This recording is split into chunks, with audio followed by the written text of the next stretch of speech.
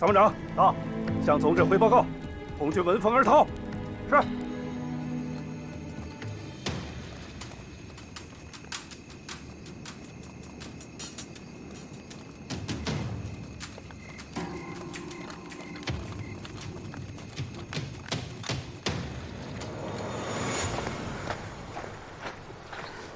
昨天刚从这儿过，今天又回来了，这不折腾人呢吗？小声点。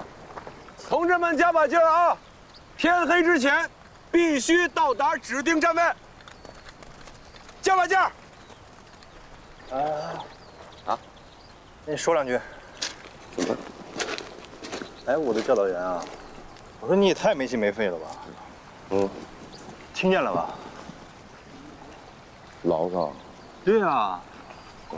听见了。现在越来越多的战士不知道咱们打的是什么仗了，这整天整宿的来来回回跑冤枉路，这仗还没打呢，拖都给拖垮了。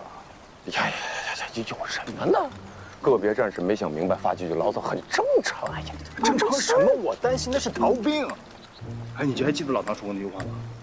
这队伍里面一旦出现逃兵，那就跟瘟疫一样。你不担心，我还担心。逃兵啊！第一，我不相信红军队伍里会有逃兵。第二，这是江西啊，离咱闽西好几百里，他往哪儿逃？你真看得起他？逃兵，真是。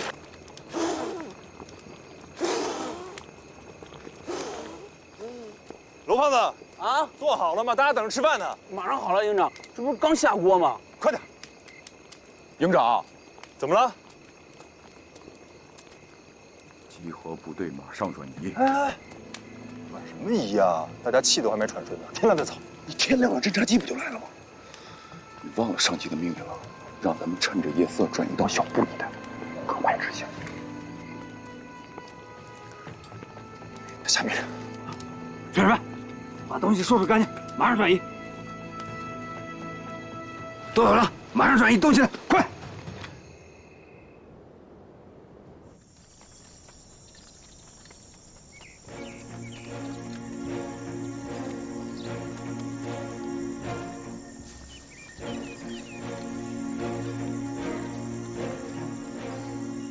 突击员到。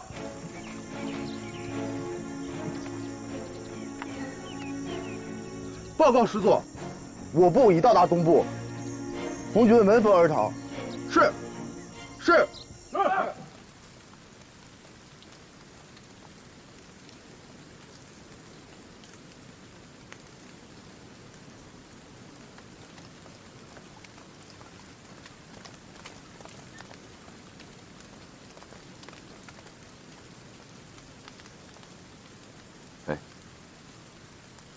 上去看看。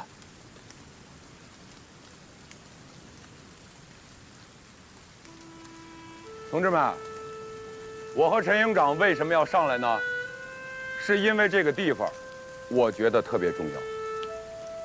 这个地方是12月25日，我们红一方面军召开的苏区军民誓师大会的地方。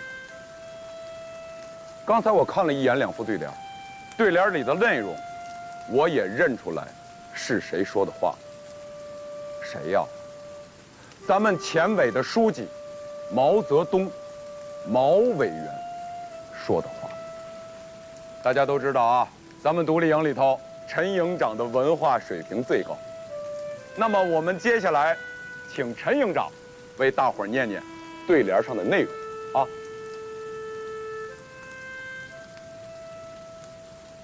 大家听着啊！敌进我退，敌驻我扰，敌疲我打，敌退我追，游击战里操胜算。大步进退，诱敌深入，集中兵力，各个击破，运动战中歼敌人。我之前啊还埋怨过上级，让我们跑来跑去的瞎指挥，看来这个瞎指挥还是大有文章啊！同志们，我李化成打心里就认定，朱毛红军用兵如神。我知道最近几天大家都很辛苦，我也听见有的战士说：“哎呀，我的腿都已经跑抽筋儿了，这上级在干什么呢？是不是在刁难我们呢？”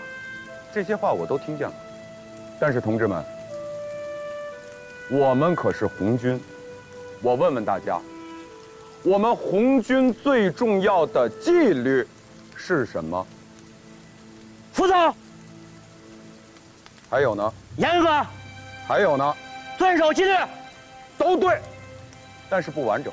完整的话是服从命令，听指挥呀，同志们。我们最近几天跑来跑去为的是什么？不是上级在刁难我们，是我们的上级在执行这个对联上的战术内容。我们已经紧紧地牵住了张辉瓒的牛鼻子。现在我就想问问大家了，这2天巧借对联儿，我跟天佑不仅解除了战士们心中的疑虑，而且增强了他们对这场游击战的信心。战士们个个摩拳擦掌，严阵以待。快！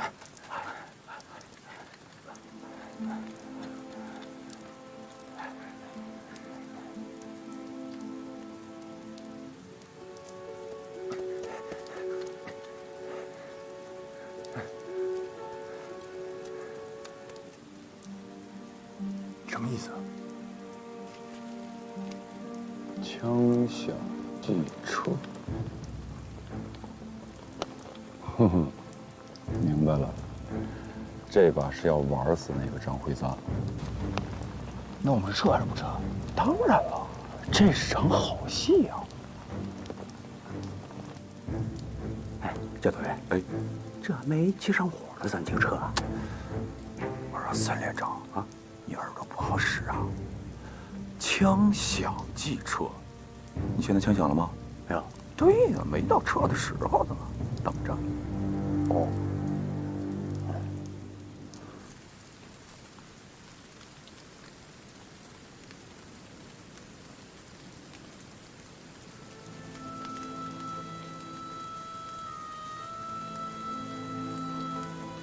我有一种不祥的预感，我们是不是被朱毛牵着鼻子走了？追！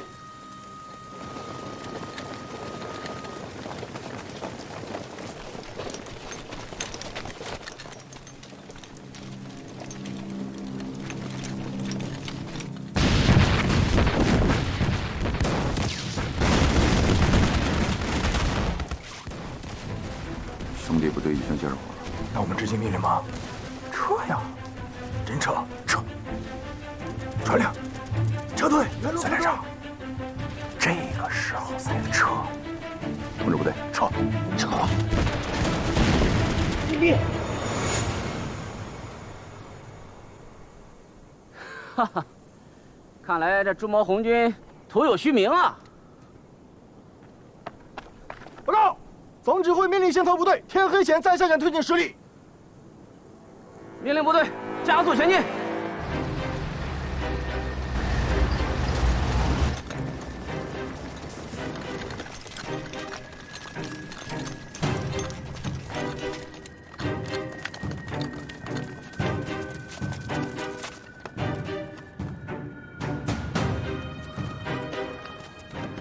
这不是咱们刚挖的战壕吗？我现在还闻到3天前我撒尿的尿骚味呢。嗯，看吧看吧。看下面，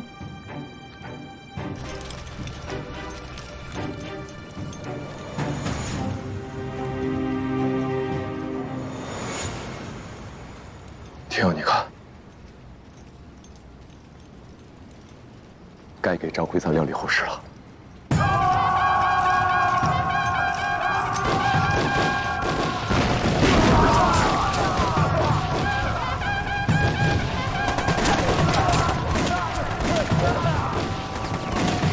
知道毛委员最爱吃什么？红烧肉。今天这顿红烧肉是毛委员亲手做的，我都闻见肉香了。哦，我明白了，你说的红烧肉就是一锅炖啊。哎，就这个意思。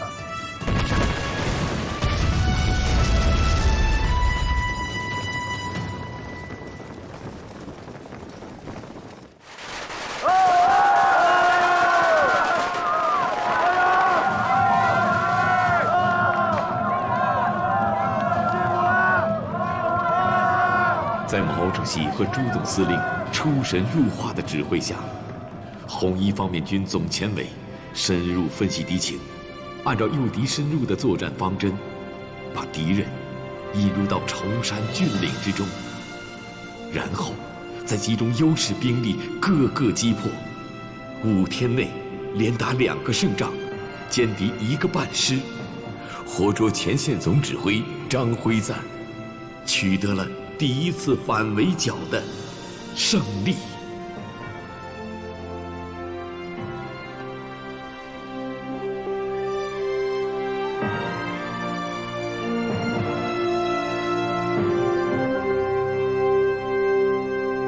苏书记，你看看，要是没有异议的话，我们就把这个整编方案和主要领导任务正式敲定了。金主任，你来之前呢，我们已经得到了福建省委的通知，下级服从上级是我们党的纪律。你放心，我们特委坚决服从红一方面军前委对我们地方武装做出的整编决定。只有我们共产党领导的武装才能有这样一盘棋的决定啊！报告。你看看，又是个急性子，说来就来。进来吧。红军战士吕真前来报道。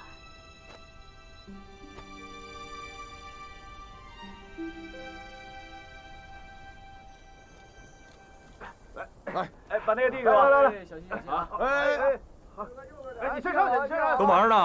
往上点，往上点。抹匀了啊！歪了。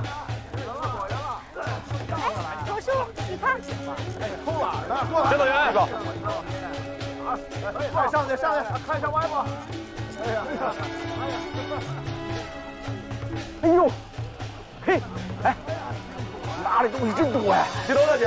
哎，教导员，营长，哎，咱们红军啊取得了反围剿的胜利，独立营也立下了战功，这群众们呐都大受鼓舞。你看看，这都是乡亲们自发的。哎呦，这乡亲们这么爱护我们担当不起呀！哎，我们红军为了保卫苏维埃政权，在战场上流血牺牲，乡亲们都看在眼里了，都不知道该给你们什么好了。来，快收下吧。那我们可就收下了。哎，哎，这样，徐多大姐带着乡亲们，我们到那边去休息。好，啊，来，乡亲们，咱们过去了。乡亲们，来这边。来，吧。辛苦了啊！罗秘书，少爷，罗叔啊，这什么皇帝了？现在不能叫少爷了，得叫营长了。营长。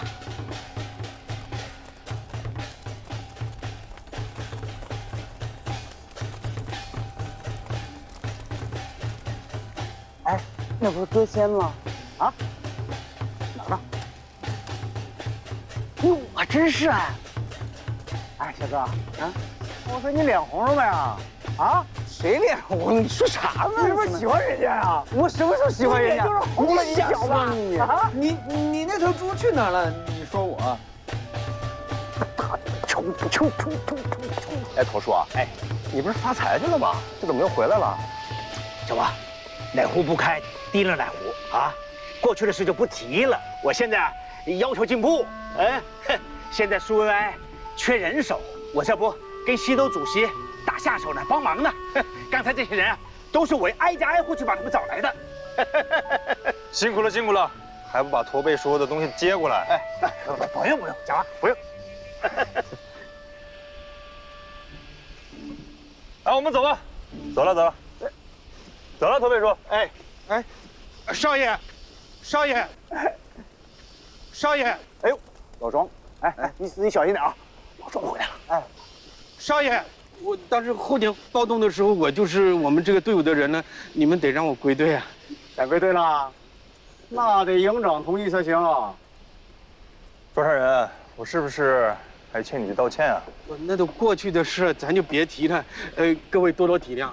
这次我们独立营打了胜仗回来，说实话，我心里面可高兴了。可是乡亲们说我是独立营的逃兵，像躲瘟神一样躲着我。我看你们走在大街上那风光，我连头都抬不起来了。我想了一个晚上，我要归队。你们不会不要我了吧？要不然给他个机会啊？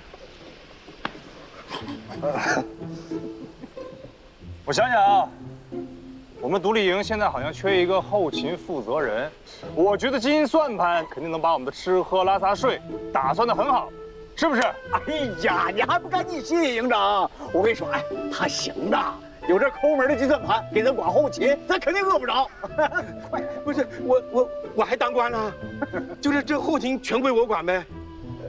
那我去工作了。啊，我这哎，谢谢营长，谢谢大伙不计前嫌，那我去工作了啊。把战功记清楚了。是。呀，急了。听我说啊，把鸡蛋还有吃的东西往这边放，把米和草鞋往这边放，听明白了吗？好，来，把鸡蛋往这边拿，往这边拿。然后每一家呢去登记，告诉我驼叔你们都送了什么东西。哎。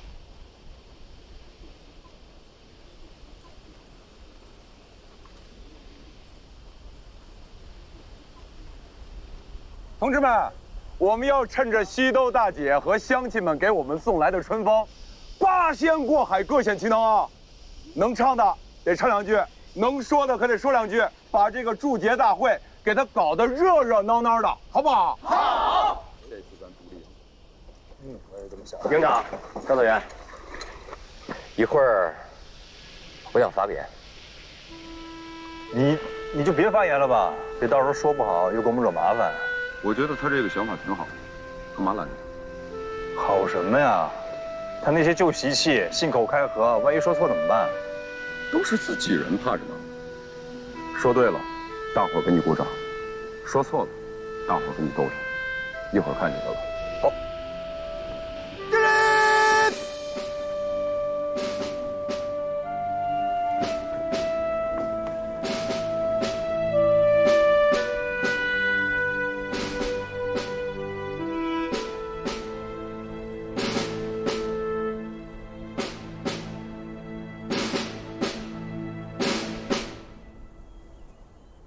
红军打了大胜仗，活捉前线总指挥张辉蛋，我们太高兴了。你看，这一个个红军战士，一个个都是英雄好汉，大家说是不是啊？是。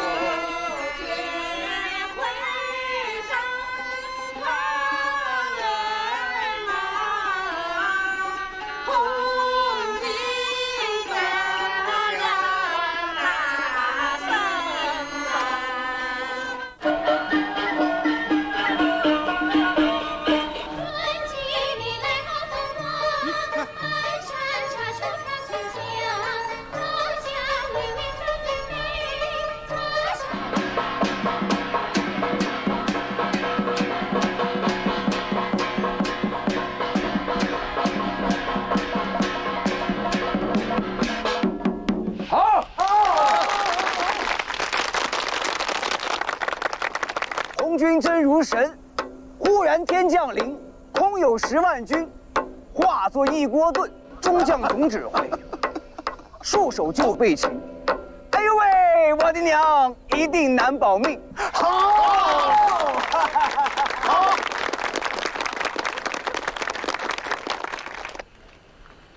姐妹，你也唱一个吧。哎，红军哥，你等一下。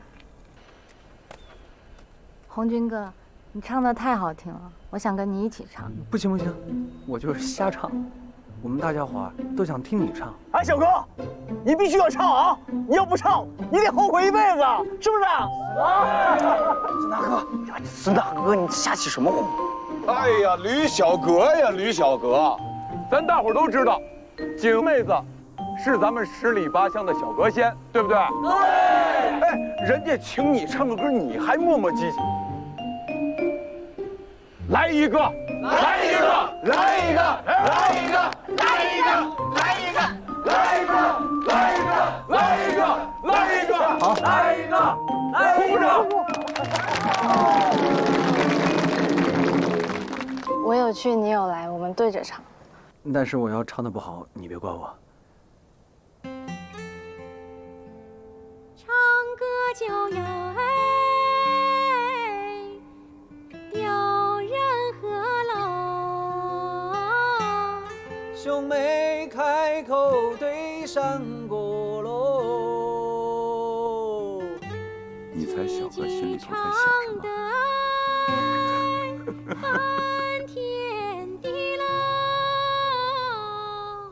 小哥爱唱歌，我爱打仗，我打过的仗，最牛的一次，就是跟大家一起参加的这次反围剿战斗，我们3万对敌10万，并且全歼他1个半师，还抓了前线总指挥张辉瓒。大家可能没有概念，以后我们打一辈子的仗，可能都抓不到像这么大级别的官儿，要是将军了。这些天有些问题我一直都想不明白，我想就我们这么几个人，天天的就是来回跑，怎么就能把这个仗打赢呢？我们红军的队伍和其他的军队有很多不一样，刚才我就突然想明白了，最不一样的就是我们的队伍，一个脑袋只会打仗，还真是不分嫡系和旁系，不像我们以前的旧军队。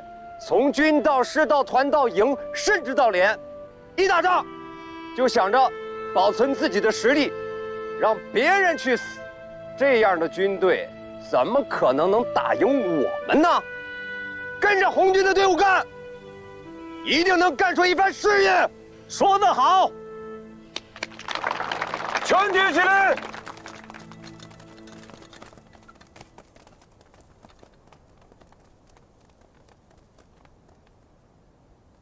您来了，怎么也不提前说一声啊？哈哈，不说一声就不能来吗？不是，我不是这个意思，我们求之不得呢。习总主席，你也在啊？哎，好啊，好啊，军民同乐呀。俗话说，赶上不如撞上。既然撞上了，我就要给你们带来一个喜上加喜。乔明同志，请。好，大家鼓掌。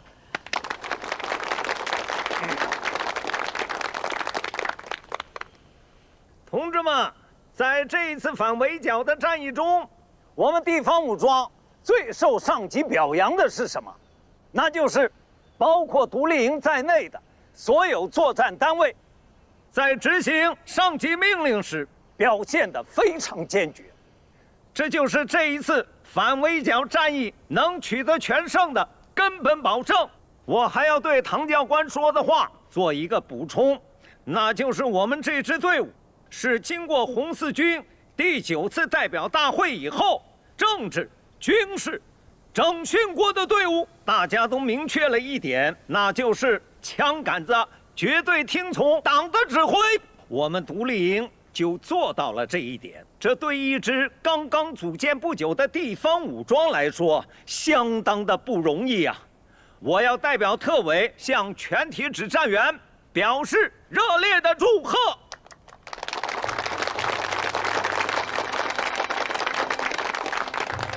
我们这支队伍是从后田暴动开始发展起来的，特别是古田那一次会议以后迅速的成长。现在不光是后田的、上杭的，就连永定中队、长平小队都已经冲入这支队伍。这支队伍还将随着革命形势的发展，不断的壮大。刚才我说了，要给大家带来喜上加喜，但这件喜事不应该由我来宣布。下面，让我们以热烈的掌声欢迎红一方面军师首长金山云同志上前讲话。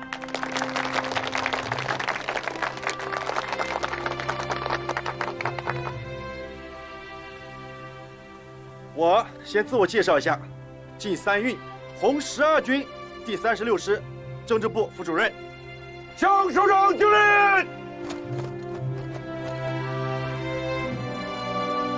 礼。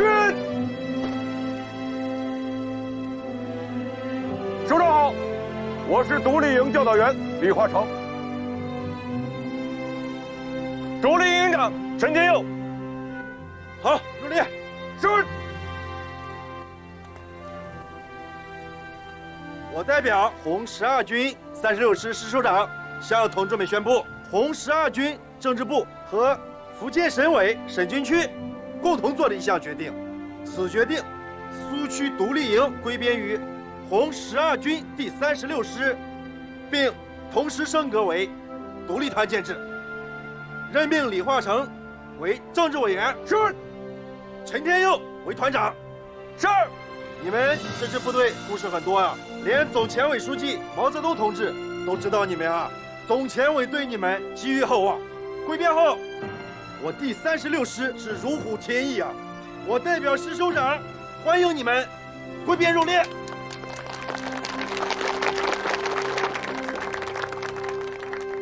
我的任命书还没念完，接下来任命吕珍同志为独立团政治处主任。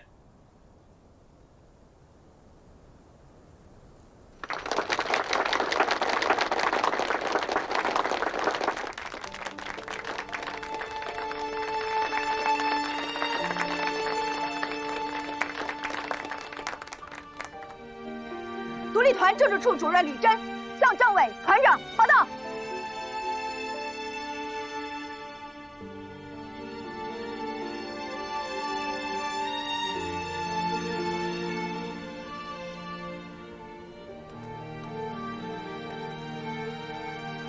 吕珍，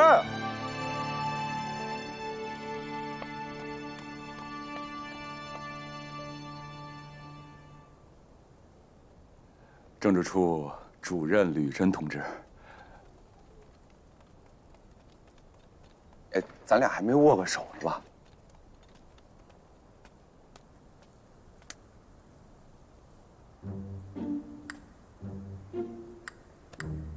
我握个手。干嘛呀？你等会儿。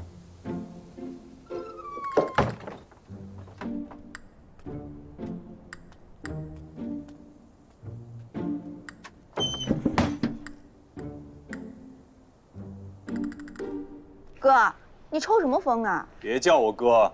哟，你当了红军团团长就六亲不认了？啊，行，啊，你们兄妹俩先聊，回头咱们再一块聊聊工作，啊。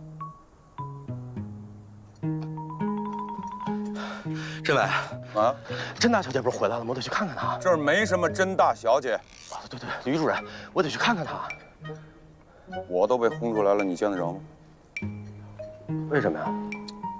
人家兄妹在一块儿，不得抱头痛哭一场啊！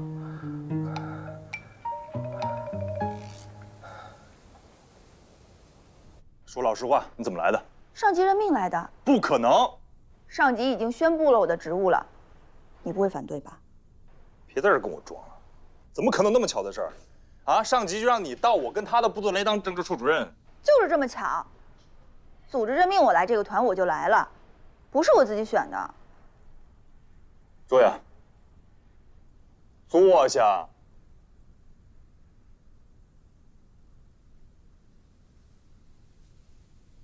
你跟我说实话，你是不是冲着他来的？谁啊？又装傻？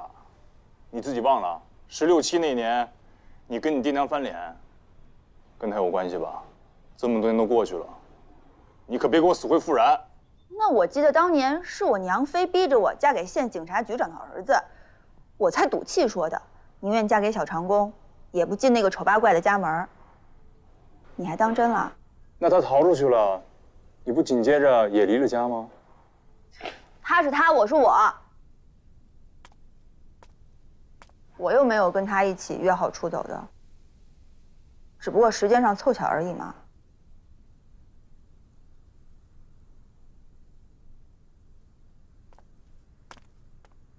哥，别叫我哥，叫我团长。陈天耀，没大没小的，我是你哥。是你团长不像首长，哥不像兄长的，咱俩好歹也4、5年没有见了吧？你作为一个团长，没有对于我这个新来的政治处主任表示一下欢迎也就算了，作为兄长，你都没有问问我这些年怎么过的，还好意思说我没大没小？我这不是在问吗？但你没跟我说实话。那我就实话告诉你，我来独立团也没那么凑巧，是我主动向上级要求的。藏不住了吧你？你不还是因为他吗？我根本没想藏，我也不是冲着别人来的。我来到独立团，是因为这里有我在这个世界上唯一的滴血亲人，我的表哥。俗话说，打虎亲兄弟，上阵父子兵。我就想和我哥并肩战斗，这个理由还不充分吗？这句说的还算受用。你呀，从小就这样，在我面前总把自己当太阳，把别人当月亮，就没认过输。有理的时候得理不让，没理的时候就知道哭鼻子装委屈。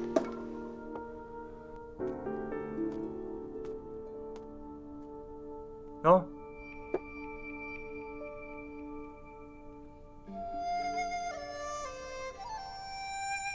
那还不是因为小时候你这个当哥的，把我惯成这样的。其实这些年，我出生入死，已经历练一番了。长大了，你知道这些年大城市充斥了那么多白色恐怖，我为你担多少心吗？这才像是一个当哥的该说的话。我回来后，最让我兴奋的睡不着觉的，就是我看到你当了独立营的营长，我们的家族又多了一个明白人，却也有了一个和我同行的亲人，我再也不会感到孤单了。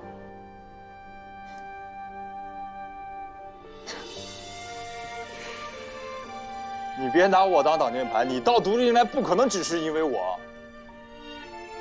哥，我加入组织的时候宣过誓，随时准备牺牲自己。我们现在正在走在流血牺牲的路上。我也不像是16、17岁那么幼稚可笑了。对我来说，这里没有过去的小长工，只有现在的政委。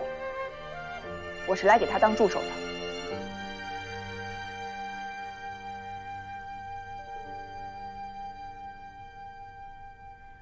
好，我相信你，我相信你这一回啊。跟哥说说，你这些年是怎么过来的？关于我的事儿，以后有时间再说吧。我现在请求马上开会。先说你的事，开什么会呀？先说说。你可能还不太了解一个政治处主任的职责，可是我希望尽快进入工作状态。先说你的事儿。给我严肃点。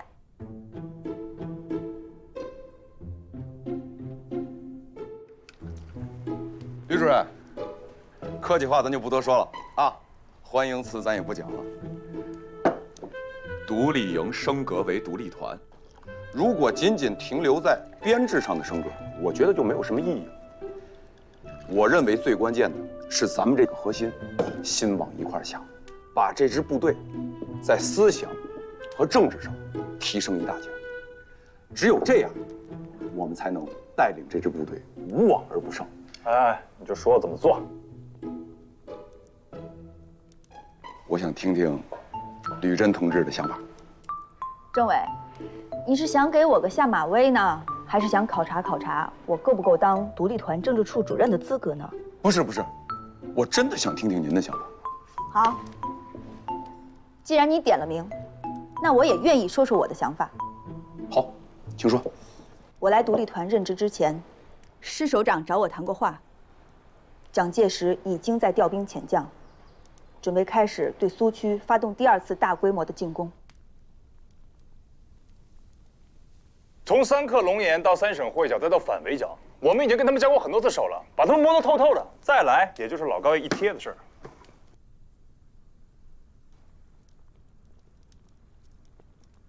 你这么看我干什么？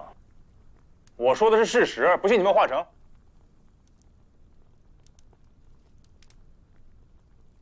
团长的想法，在我们的队伍里不算是少数吧？绝对是多数，所以也可以说是绝对的真理。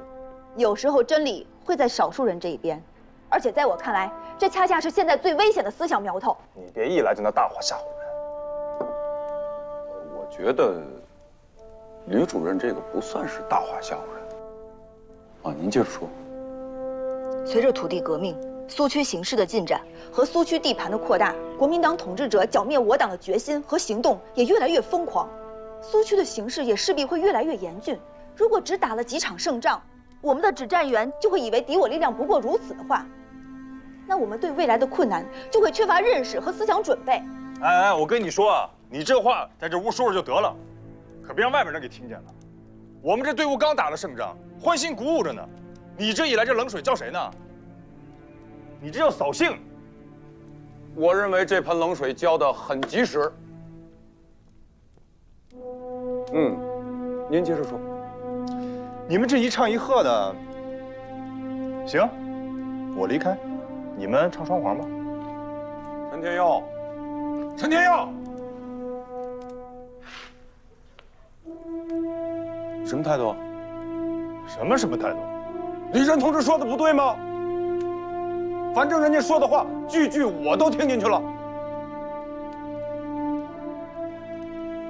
啊，毛委员一再强调，政治思想工作是咱们红军的法宝。原先我这个政委做的不到位，政治思想工作成了我们这个独立团的短板。现在人家吕主任来了，把我这块短板补上了。你听听人家这个形势分析，哪儿说错了？你知不知道你自己说什么？我当然知道。你知不知道你在干什么？吕主任，您接着说。革命从来不是一路欢歌，是你死我活的斗争，是筚路蓝缕的流血牺牲。所以我们才要时刻提醒指战员们，意识到斗争形势的严酷性，才能够激发指战员的斗志，才能够在任何困难面前都挺得住腰杆。哎呦，吕真同志说的这番话真是又及时又重要，真的。这支部队确实经历过政治还有军事的整训，但是我认为，距离古田开的那个会的决议精神，那差的还是太远了。大大小小的问题确实是存在着，就像吕主任说的，咱们这支部队，在顺境里头还算及格，但是一旦到了绝境，那是个什么样啊？还真是不好说。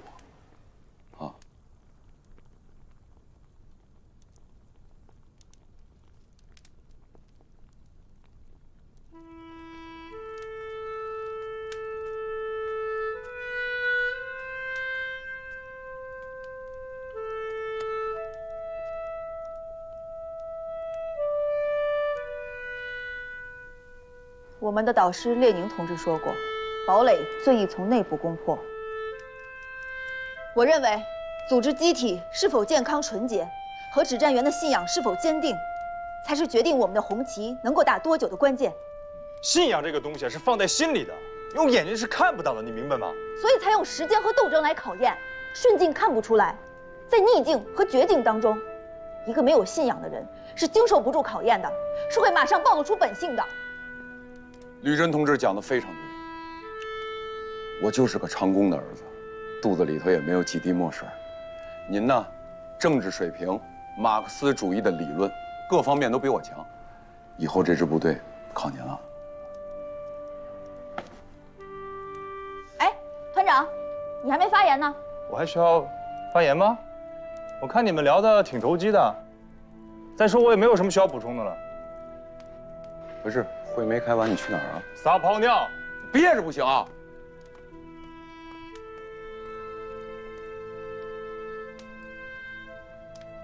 吕主任，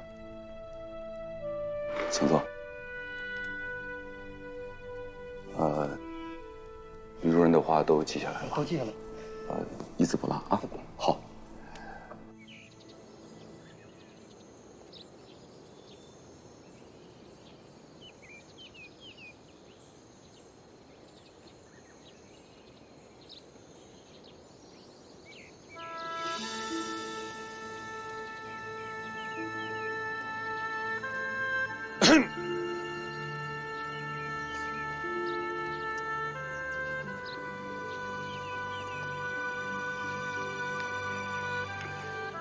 其实吧，我觉得吕真回来挺好的，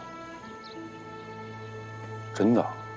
你看看人这个工作履历，啊，上海的共产国际，党的地下组织，无论是政治理论水平还是实际工作经验，我觉得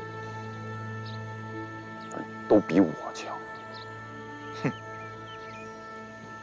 不是你怎么个意思？我怎么个意思？你这话里话外不就是想说我这个当哥的不如他吗？啊，对，你说对了，你各方面都不如他。我咋发现你越来越小心眼？我哪句话说你不如他？哎，行了，跟小孩似的，闹什么气？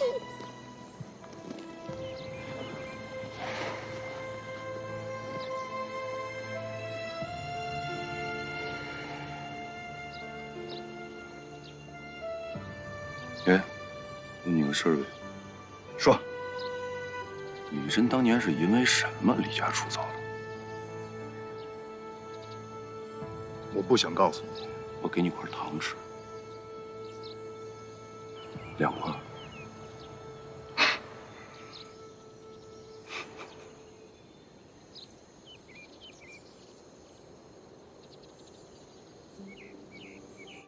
哥，借我10块大洋。这大洋干什么用啊？做盘缠。10块大洋做盘缠？我不想在这个家待了，我想离开这儿。是你爹妈又逼着你嫁给警察局长的儿子了吗？那我能问问吗？你打算去哪儿？我想去上海、广州，还有武汉那样的大城市去求学。你个女孩子求什么学呀？你再好好想想吧。我以为这个家里只有你支持我，你不给就算了，我讨饭也要去。等等，10块不够用吧？我给你准备20块。我以后会还你的。我想过不了多久，钱用光了，肯定就回来了。没想到又走这么多年，又跑到独立团当政治处主任了。你跟我说实话，他来当政治处主任，是不是你瞒着我去要来的？啊，对，我瞒着你飞过去把他抢回来的。我连他在哪儿我都不知道，我怎么要人？睁着眼睛说瞎话吗？没有就没有，急什么脸啊？心虚了？我心什么虚？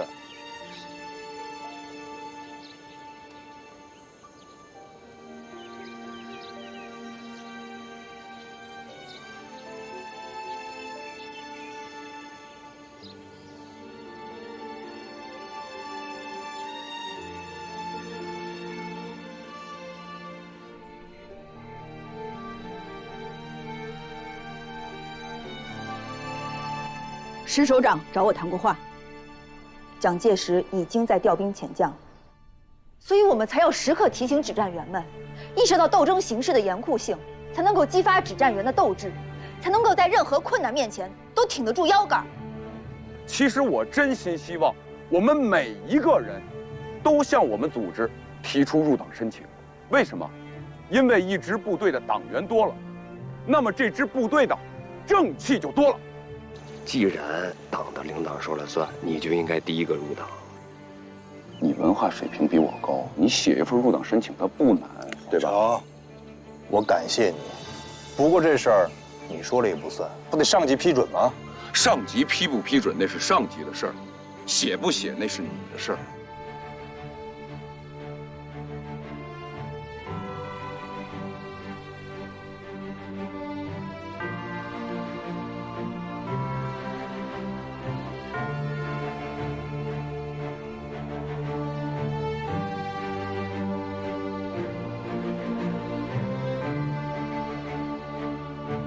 蒋介石又先后对苏区发动了3次大规模围剿。苏区军民在毛主席和朱总司令的英明指挥下，众志成城，连续粉碎了国民党的军事围剿，苏区地盘进一步扩大，建立了以瑞金为中心的苏维埃政府。然而，到了1933年，再次风云骤变。这。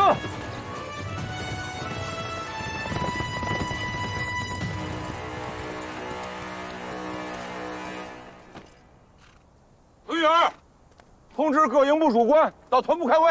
是。同志们，蒋介石调动了100万的军队，对我苏维埃根据地进行了空前的围剿行动，而且他扬言，要毕其功于一役。第5次反围剿已经在赣北正式打响了。经过前几次的反围剿战役，我们独立团的兵员已经增加到608名。可这一次，国际军事顾问李德提出的口号是“御敌于国门之外”。哎，团长，这御敌于国门之外，这是什么意思啊？这又不是我提出的，我也没闹明白为什么要这么打。我的理解啊，就是不让国民党军进入我们苏维埃根据地的地界。这运动战打得好好的，换什么打法呀？对啊，政委，他这么说对吗？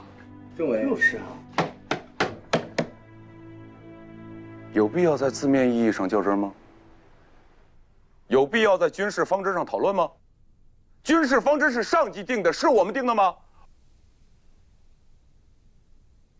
所以我认为啊，我们应该像前4次反围剿一样，坚决打赢这第5次反围剿战役，保卫苏维埃政权，保卫农民的胜利果实，这个才是我们红军最主要的任务，对吧？对。同志们，我来讲2句。自从党中央从上海迁至瑞金，我们苏区的形势就发生了翻天覆地的变化，建立了苏维埃政权，组建了中华苏维埃各级政府机构。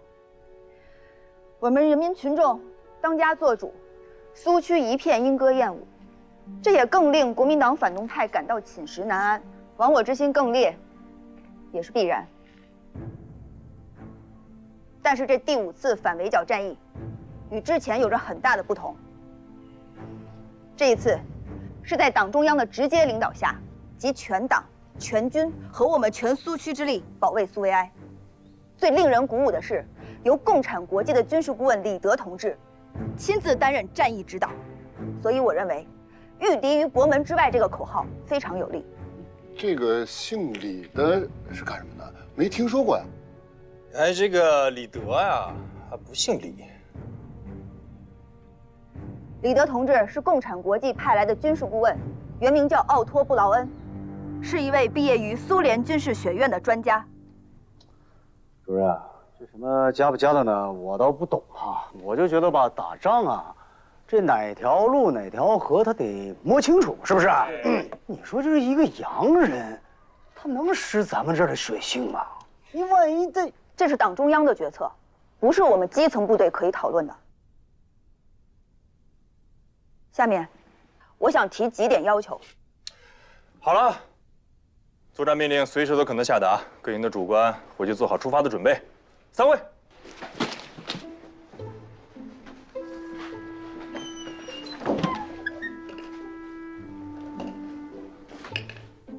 散会。李真同志，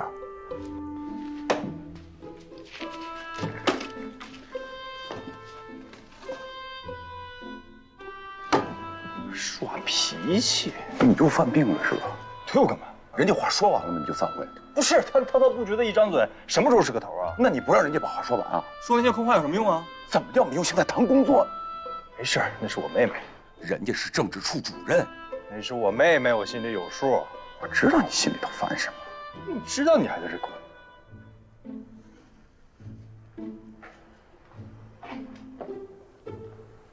衣服给你洗好了。我说了吧，没事儿。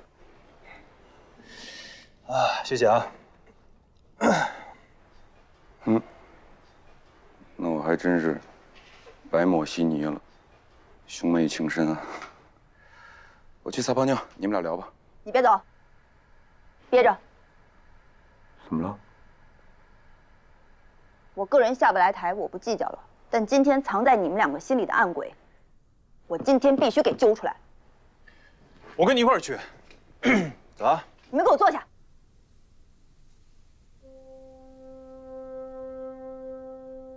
我有必要向2位好好的介绍一下这位共产国际派来的军事顾问李德同志。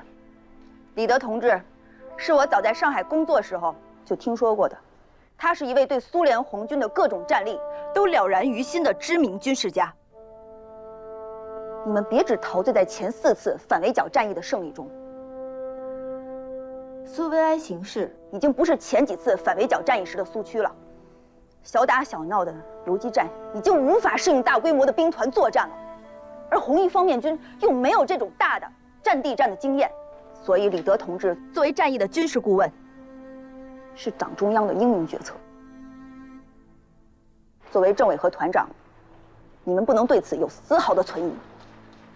哎，吕震同志，你的态度很坚决，也很坚定，但是我怎么没听明白你在说什么？你别给我装了。你们两个想的什么我知道，你们是不服气李德。打住打住啊！这帽子是越扣越大了。我们几斤几两啊？充其量也是团职干部，那么大一个国际军事顾问李德，就算是不服气，也轮不到我们两个。你说对吧，政委？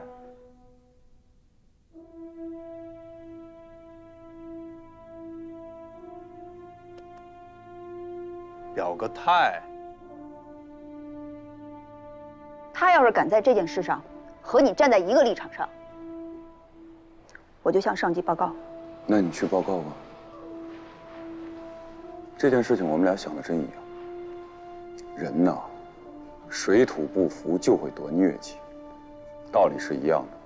马克思主义理论到中国之后不结合实际，也一样会水土不服，对吧？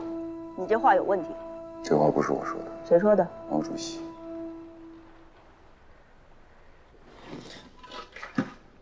我觉得这话没毛病。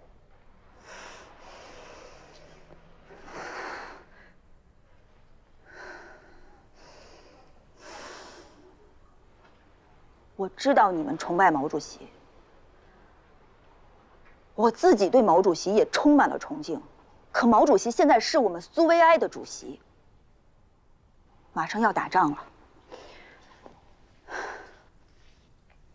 作为部队指挥员，我们必须要有大局观念，服从党中央的决策，坚决执行中革军委的命令，才能保卫我们的苏维埃政权。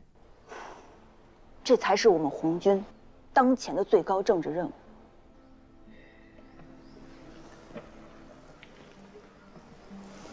放心吧，李晨同志，军令既下，我们一定服从。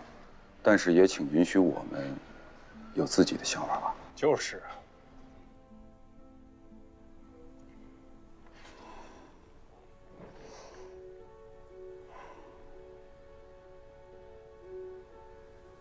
反正你们两个怎么想的，我也管不了。但我希望，在行动上，你们要和党中央以及中革军委保持一致。没问题。那你还向上级报告吗？我已经报告了。